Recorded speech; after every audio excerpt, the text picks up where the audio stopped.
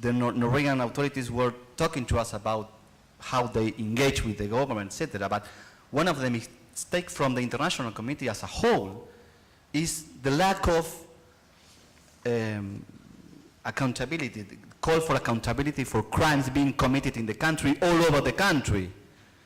So if you don't have a culture against impunity, then you will constantly find yourself before these kind of situations, like in Rakhine State, where crimes have been committed and there is no accountability. But also we see this in the situation in the Lepadon copper mine. We see this in ethnic minority areas, clashes between the government, army, and ethnic armed groups, where the civilians are found themselves in the middle of the bullets and suffering the consequences, and there is no accountability. So this is other element that make us understand why this stakeholder has this kind of position. And the third one, and I'm finished with this, is the current political dynamics towards the 2015 elections. And I want to say something about that. Yeah. No, I want to return to the question of the role of the state. You know, there has been a lot discussed or broadcast or analyzed about the role of extremist Buddhist monks. You know, there's no, I mean, it's a term in contradiction. Buddhism is about middle path. You know, we call it Mizima Paripata. You know, the extremism doesn't have a place in the Buddhist epistemology. And then the other question is, the other issue is the persecution or the violence, mass violence against Rohingyas has been misframed as a result of an almost inevitable, if unfortunate aspect of authoritarian multi-ethnic societies opening up. My colleague Ellis and I conducted 3 years consecutive study involving fieldworks. I cannot go to Burma, she can, she did. But I have access to some of the high-ranking military officials. I came from an extended military family. And one of the reasons I'm sitting here today is personal. Because the people who are centrally involved in this genocidal process are my old friends, family friends. Say, for instance, after I learned that there was a group in our country, I lived in Burma for 25 years, but I never heard the word genocide mentioned or like, in the state media or in, social conversation anywhere in the world. But, I thought they were just illegal migrants, from Bangladesh. But when I learned that there was a group, and they are our own people, because they share a birthplace with all the rest of us, although I am Buddhist, I embraced them. And it turned out that the person who put me on the plane as a young student at the age of 24 in 1988 going to California was the security chief of Rakhine State. He was my father's college best friend. And then Choi In-line, the Myanmar Peace Center, which Norway funds and supports and thinks it's a very, it's an institution with integrity, is one of my oldest friends in US as students. And he was like my younger brother. And he is considered to be someone behind the Rakhine Action Plan that has been compared with, maybe in an exaggerated fashion, the final solution, the Burmese way. And then the current Rakhine minister, ex-Major General Mama On, I knew him when he was 19. He was my best friend's middle brother. So this is not just simply a theoretical or academic issue. And so you talk about the strategies that they used and the sophistication. I have had conversations with the military officers posted in Rakhine State in one of the papers that we published, that bear the title, The Slow Burning Genocide of Myanmar's Rohingya. He told me, having over a cup of coffee, he was an ambassador in one of the Southeast Asian nations. He thought I was one of them. He said, brother, There are too many of them. We cannot kill them all. So, that is the genocidal discourse. In the 21st century, high-ranking military officials thought it, okay to say that we want to wipe them out, but it's impractical to kill them all. So how do you address the issue, the central, instrumental role of officials at the highest level and the state? And then finally, the impunity that you mentioned isn't just impunity at the highest level over the lower ranks committing all kinds of atrocities against Rakhine. And I would argue that what we are seeing is a double impunity, where genocide is allowed to unfold in an excruciatingly slow manner. International impunity is there. Therefore, we have a situation where agencies such as UNHCR would not address the fundamental issue of international crime being committed against the Rohingya.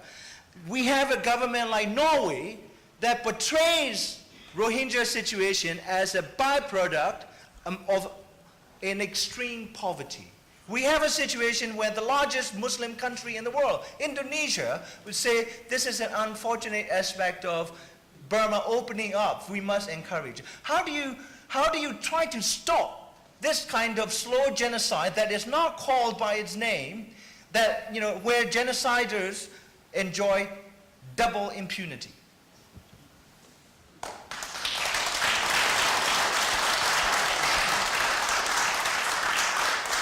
Well, this is kind of an answer. And this conference, we can call it a clear early warning against the genocide in Myanmar.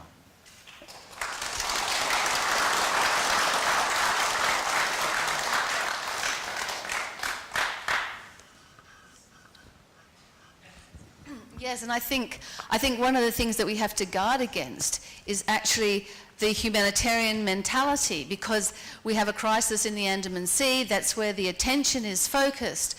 But we have to make sure in our positions to redirect people's attention to the fact that this crisis has root causes, and it has root causes inside Burma, Myanmar.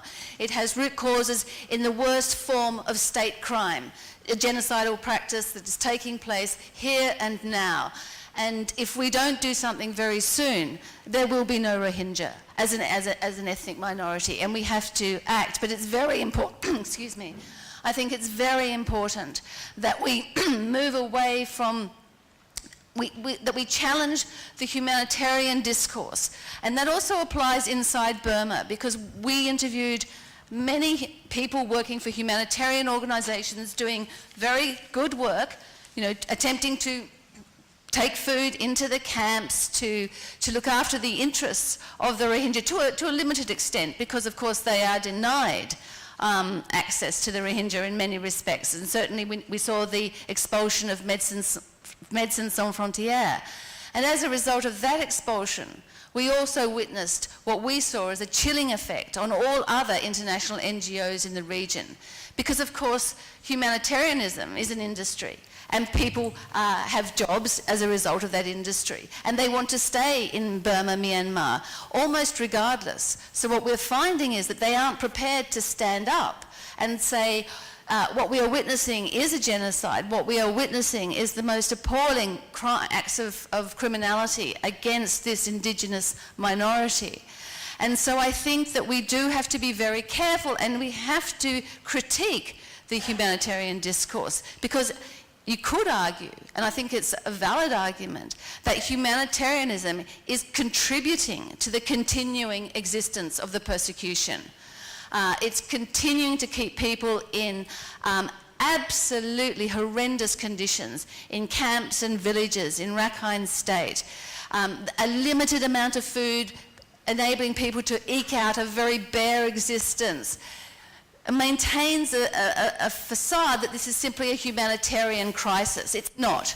It's a state crime of the worst order, and we have to do something about it. Yeah. Although I don't know if I would agree to that extent, Penny, in respect to humanitarian workers I remember meeting in Butidong, local UNHCR workers who were detained, tortured in Butidong, and I respect their work, and I'm sure you too. But I want to say three quick things. One is that there is a formula that is being repeated by many people, and I also repeated myself, which is, if the situation in Rakhine State is not properly addressed, this might compromise the transition towards democracy. We need to think about that. Is that true? Member states of the United Nations doesn't really feel like that. They're just saying that this might compromise the transition towards democracy. That's not true for them. They are still engaging with the government, and they are just citing this formula. Please do something, because then the transition might be compromised. I'm not sure that this is really true. The international community might continue endorsing the transition, and the situation in Rakhine State can worsen it. First. Second, we are in the eve of the 2015 election. And one thing that the civil society can do, and the international community in particular, is to try to combat the political speculation that we see that is taking place in Myanmar in terms of promoting hatred among communities, religious. The international community should talk to the candidates for the presidency and ask them, what will be your stance in respect to Rohingya and to Rakhine State? We want to hear you. We don't want you to avoid this issue. There's going to be a change in the government, even if it is superficial, but there are going to be new people there. We would like to listen to you, including Aung San Suu Kyi and NLD. I think in the interest of time, we're going to close the discussion, but we will take 2 questions from the floor, because we don't want you to feel you don't have a chance to raise any questions. But keep your questions very short, and then we will keep they will keep their questions short. And then right after that, we rush out, get on the bus, please.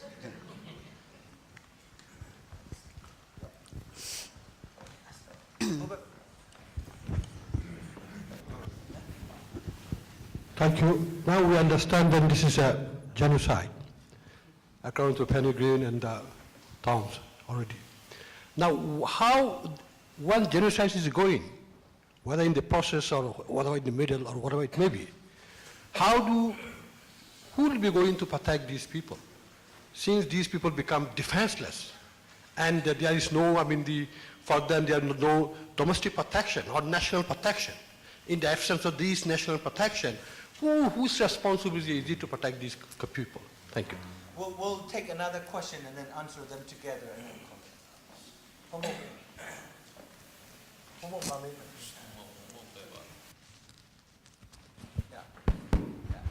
Now, I want to know question.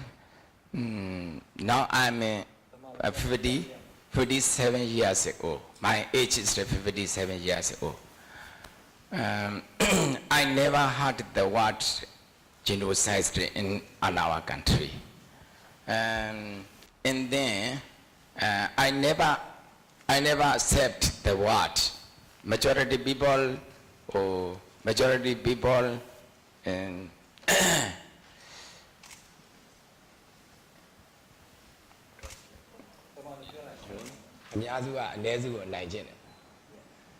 the majority is suppressing or oppressing the majority is oppressing the minority. Yeah. He never accepted it when 27 years ago. No, 57 years old. 57.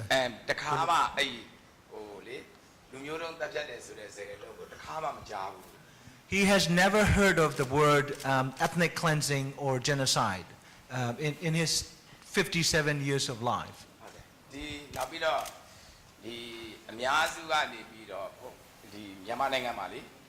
ဒီအများစုကနေပြီးတော့အ ਨੇ စုကိုနိုင်ကျင့်နေဆိုတာလည်းပဲဘုန်းကြီးတို့ရှေ့မှာတော့တစ်ခါမှမတွေ့ဘူး I had never seen with my own eyes that the majority Burmese are oppressing or discriminating the minority. ဘာလို့လို့တော့ဆိုတော့ဒီထဲမှာပါတယ်ဒီရိုဟင်ဂျာတွေလည်းသိပါတယ်ရခိုင်ပြည်တွေကလည်းသိပါတယ်ဟို90%ကဗုဒ္ဓဘာသာတွေလေဒီဗုဒ္ဓဘာသာမှာကဒီမေတ္တာကရုဏာမုဒိတာဆိုတာရှိရတယ်ဒီလူသားအချင်းချင်းမဆိုထားတဲ့ပေါ့နော်ဒီတိရစ္ဆာန်တွေတောင်မှမတတ် The Burma is a predominantly Buddhist country, and in our tradition, you know, let alone harming or taking humans' lives, we're not even supposed to harm, you know, other life forms. ဒါမလို့တိရစ္ဆာန်တွေတောင်မှဗမာပြည်မှာချမ်းသာတယ်ဒီဗုဒ္ဓဘာသာတွေလက်ထက်မှာရှိနေတဲ့တိရစ္ဆာန်တွေကချမ်းသာတယ်ဒါတိရစ္ဆာန်တောင်မှမတတ်ရဘူးပေါ့နော် That's why a lot of animals or pets that are in the homes of the Buddhists generally are treated humanely. ဟုတ်ကဲ့ကျေးဇူးတင်ပါတယ် So thank you very much. That's his comment. Yeah. Okay. Well, now we are closing the morning session here, and thank you so very much for coming and also being so patient with us. You want to have a last word? No, not the last word, but it is interesting what Reverend is saying. People from Myanmar is peaceful. I visited the country many times, and people from Myanmar is peaceful. Okay. Genocide question. Yeah, it's peaceful. And what are we talking here is what is the responsibility of the government, not the people of Myanmar. And what I say is that the verb destroy, which is in the Convention Against Genocide, should be discussed in respect of Rohingya, whether it is taking place or not.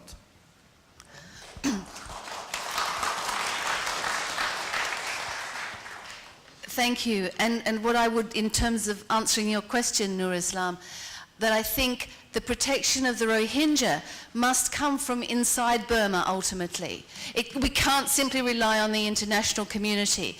But I do think that means brave people inside Burma, Myanmar, standing up and saying, I'm a Rohingya, I'm going to look out for the Rohingya.